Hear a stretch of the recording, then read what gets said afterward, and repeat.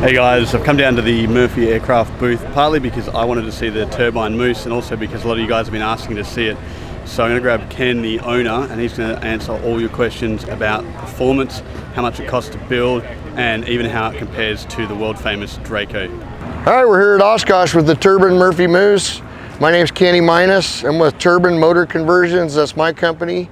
I come from a crop dusting background. I've got about 17,000 hours of sitting behind these turboprops, so I really love these engines. I teamed up with a company that specializes in turbine conversions on spray planes, and I've been a test pilot for those guys for 15 years.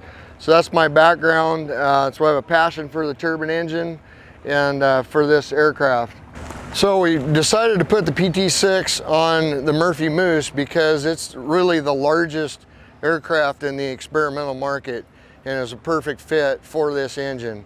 We're also looking at maybe the Bearhawk would be another choice, but we'd have to put this thing on a bit of a diet to make that happen.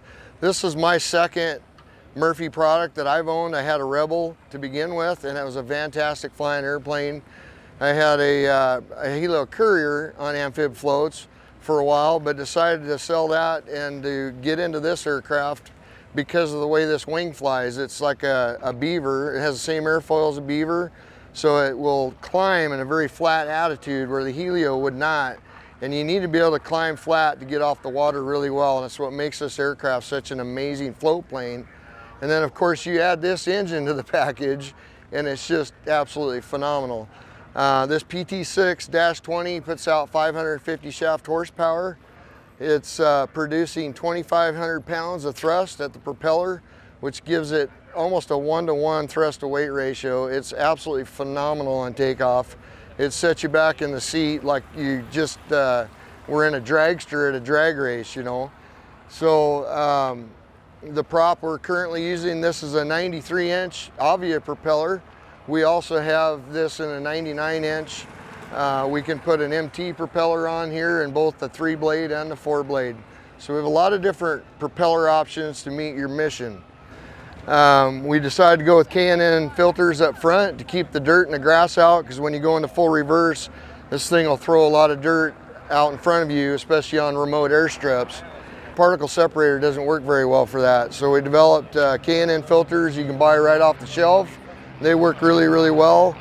We've also got an alternate air system in the back in case your filter's ever plugged up in flight with ice or anything like that. We've got alternate air for the engine. You can open that valve from inside the cockpit. We developed our own exhaust system for this airplane, and it's a very good looking exhaust. It's also very effective. It gets the exhaust away from the side of the airplane so you can still use your side air vents in flight. And I've been really happy with that. We're hardly getting any soot on the side of the aircraft, which is definitely a problem of most turbine aircraft. So that's a unique feature on this plane. As far as fuel burn and performance, we're getting 200-mile-an-hour cruise speeds up at altitude at about 25 gallons per hour. We're getting 160 miles per hour indicated whether you're up high or down low. But of course down low you're going to burn a little bit more fuel, so it's closer to 30 gallons an hour down low. And that's pretty typical of turbines. They like higher altitudes. They're just more efficient in cooler air. The kit that we have available currently for the Murphy Moose is Firewall forward. So many people look at a turbine engine and even here at the show and they just kind of walk by it and go, man, that's going to be more money than I can afford. But it's actually more reasonable than you would think, because we're able to get these Dash 20 engines mid-time. There's lots of cycle counts left on them. There's lots of time left on them for guys like us that fly 100 hours a year for fun. And we offer the entire Firewall forward package, including propeller, for $250,000 is the current price. We have some different propeller choices that can affect the price, but it's very reasonable for a turbine. It also includes this heavy-duty engine mount, 5-point mount, which is great for going on floats, and oil cooler, starter generator, all the accessories also come with the engine. And we prefer to do the installation in our shop, and we can help provide transportation, but because turbine engines are just different to rig than a gas engine, there's a little more finesse involved. However, we can come to your place as well and do that. The other things that we offer at Turbine Motor Conversions is an entire airframe. If you just want us to find a donor airframe and you want us to paint it and put G3X suite avionics in it, IFR, new interior, we can do all of those things plus the turbine engine package. All right, as you can see inside the cockpit here and the Murphy Moose, it's very spacious. It's 44 inches wide. It's very long. It's from the firewall back. You've got 13 feet of flat floor to put baggage in, which is incredible. There's nothing else like it in the experimental market.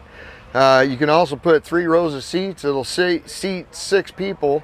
And the best part is Murphy designed this aircraft to be nose heavy on purpose so that you can really load it up and never get out of aft CG. I've had 4 big 200-pound guys in here and 100 pounds in the very back, and we still were not at aft CG even though we were at max gross weight. And we still got off the ground 320 feet. So it's really a fantastic flying airplane. They're very light on the controls.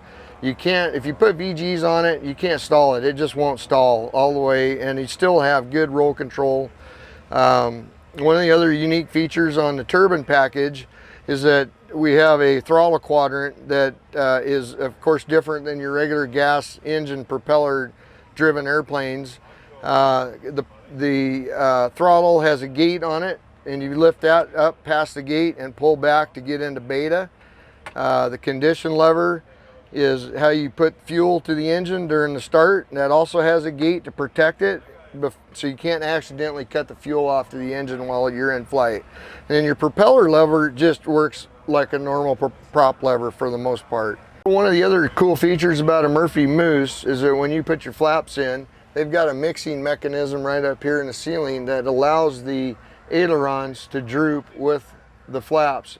Now, some people get concerned, well, if you have drooping ailerons, you know, is the aircraft going to be less controllable?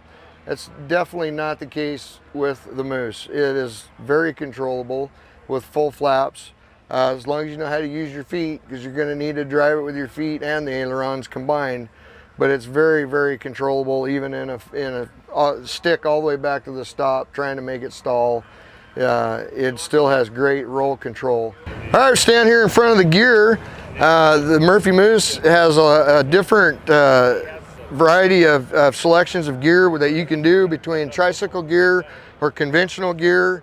My airplane here has the heavy gear springs, has the 29-inch tires. We've got dual puck brakes on it, and then I've got this gear support that I got from Moose Mods, who has a lot of modifications that you can get for the Murphy Moose.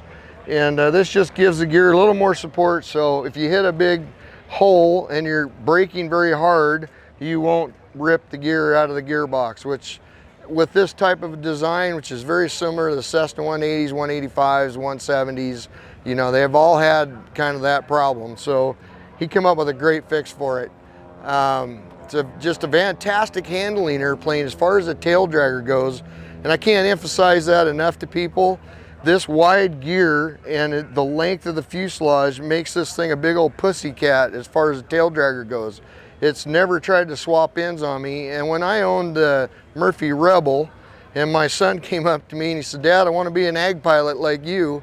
I said, "Well, you can't learn in that airplane." So I went out and bought him a Luscombe so he'd really learn how to use his feet. So, you know, it's really not, if you're not a tailwheel guy, man, this is a great airplane. It really is. It handles extremely well as far as a tailwheel airplane goes. One of the new things that Murphy is offering for the Moose just recently is a tricycle version of this airplane for those that don't want conventional gear. But it really is a very well handling aircraft as far as the tail dragger goes. It also comes from the factory in the kit with float mounts, and it is an extremely great float plane. They do really, really well on the water. So I designed this Firewall forward using the expertise of Cascade Aircraft Conversions. They're a company I've been a test pilot for. They specialize in turbine conversions in spray planes, which is the industry I've been involved with for 30 years.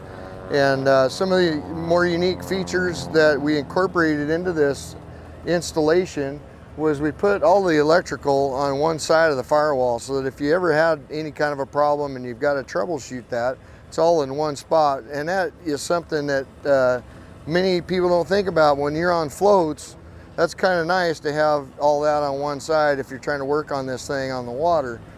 The other thing we did, we got two 12-volt batteries in here to make 24 volts.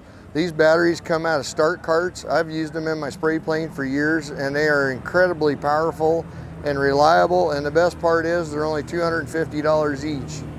We've got a couple of access doors to get at things very easily. There's an access door in the side panel for your auxiliary power should you need it, but the batteries really do such a great job of starting this. You don't need a Start cart to start this ever, unless your batteries are dead. This little hole right here, I don't have it installed yet, but we actually have a plug-in to put a battery tender on here if you're gonna store the aircraft and not fly it for an extended period of time.